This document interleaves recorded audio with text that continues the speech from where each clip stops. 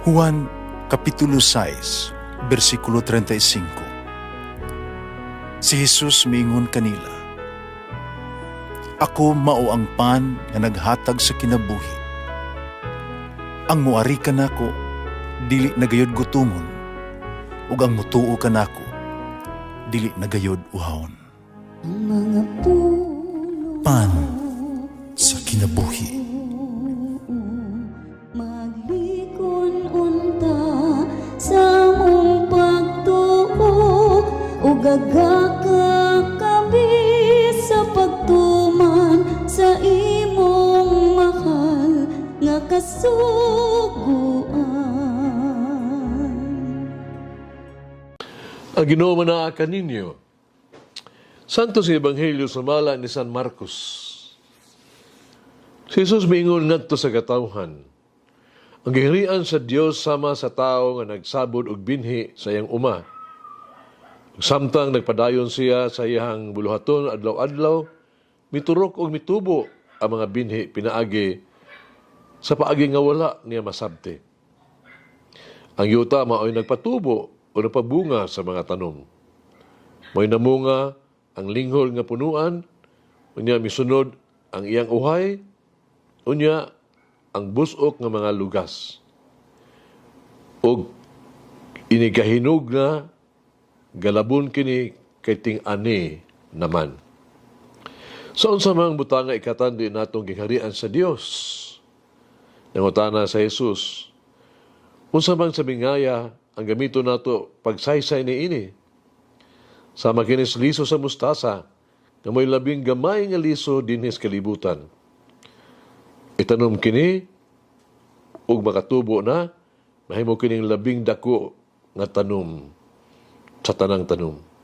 Mamunga kining dagko o mga langgam, manugdon o magsalag sa landong ni ini. Nagwali si Jesus ngadto sa mga tao, ginamit ang ubang sambingay nga sama ni ini. Apan gisulti lamang niya ang masabot nila. Wala siya gisulti kanila nga wala ipinaagi sa bingay, apan kung ang iya mga tinun-an lamang ang kauban niya, iyang isaysay kanila ang tanan. Ang Ebanghelyo sa Ginoo. Pasalamati ang Ginoo kay siya maayo, ang iyang gugma mulungtad hangtod sa kahangturan. Pasalamati ang Diyos sa tanang mga Diyos, ang iyang gugma malungtaron. Pasalamati ang Ginoo sa mga Ginoo, ang iyang gugma balungtaron.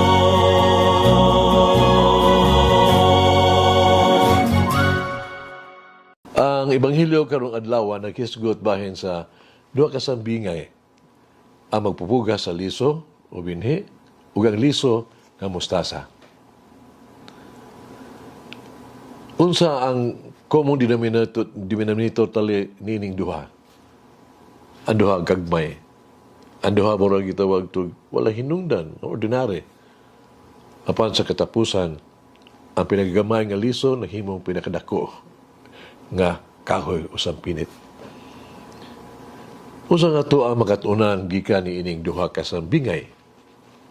Una, ang maayong mga butang, nagikan lang naman sa gagmay, nagagikan sa mga gagmay, mga itong mga wadaw hinungdan.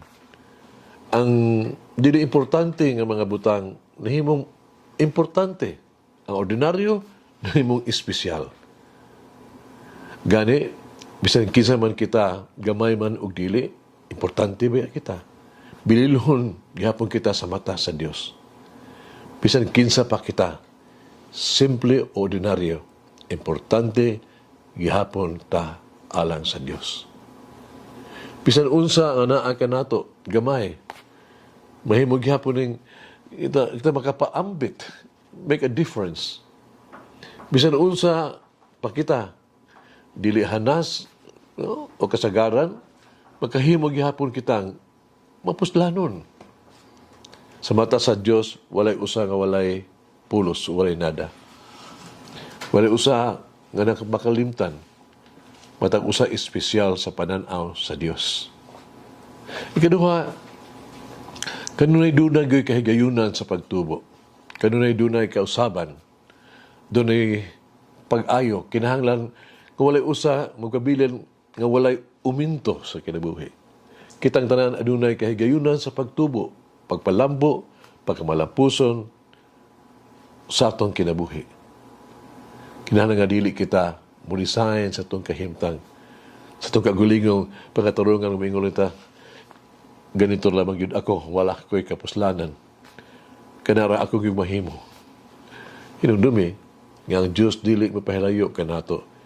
O kanunay gyud nga muhatag ka nato sa itong kikinahanglan harong kita makapadayon, makapalambo sa ito ang kinabuhi alang sa iyahang misyon o kimaya. Ang Diyos kanunay gyud magpadalag mga tao sa pagtabang ka nato. Ang Diyos kanunay gyud muhatag og labas nga paglaom alang ka nato. Aron kita mulambo, mabag-o sa itong kinabuhi, ang Diyos kanunay gyud magbuhat og maayo. Maayong butang mapuslanon alang kanato. Haron kita muuswag sa grasya, mabuntog ang mga pagsulay, ug tako sa kinabuhing dayon. Dahil sa gilanon, diha nga namatay si San Benedicto sa Norcia. Duha sa iya mga munghe, nakadawat og panawon. Nakita silang dalan gikan sa Monte Cassino, silang munghi, silang monasteryo, paingon sa langit. Usa ka anghel ang utana kanila. Hibalo ba kamo kung kinsa nga miagi ni ini nga dalana? Ang duha negatibo. May balibad sa pagtubag. Wala kami mahibalo. Ang anghel miingon kanila, si Benedicto, miagi ni ining dalana, paingon sa langit. Hagit kinabuhi. Kanunay ko bang usubayon ang dalan paingon sa kabalaan, ang dalan paingon sa langit?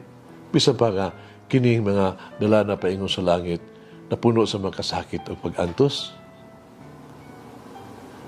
Mag-ampo kita. O Jesus ko, maluluyon ang gamahan ng Diyos. Umusahanon kong mag-ampo, umusalig ako kanimo sa higpit. Kanimo lamang ako musalig. Dili sa akong kaugalingon kay balo. Ni sa ako ang kahanas ug sa akong nakatunan. Ni sa akong posisyon sa ako ang gihuptan. Mabsahanon kong mag-ampo ug unta ako musalig kanimo lamang. Tuguti ako sa pagkupot kanimo ingon nga akong bugtong bililhon nga bahandi sa kinabuhi. O Jesus ko, maluluyon ang gamahan ng Ginoo. Kanimo mo salig ako. Diya kanimo ako naglaom. Sa imo lang ako musalig. Ug ibutan ko ang ako ang kagalingon sa imong pag-atiman ug panalipod. Amen. Mama Mary, help us to embrace the call to proclaim the gospel and fulfill the great commission in our own lives. Ug mulangin ang Diyos magagahom sa tanan, Amahan, Anak, Espiritu Santo. Amen. May the Lord of the divine mercy bless us all, heal us from all diseases and suffering. Ayun unta niya kita, tanang mga sakit na sa lawas o sa kalag, body and soul. In the name of the Father, the Son, and of the Holy Spirit. Jesus, I trust in you. Amen.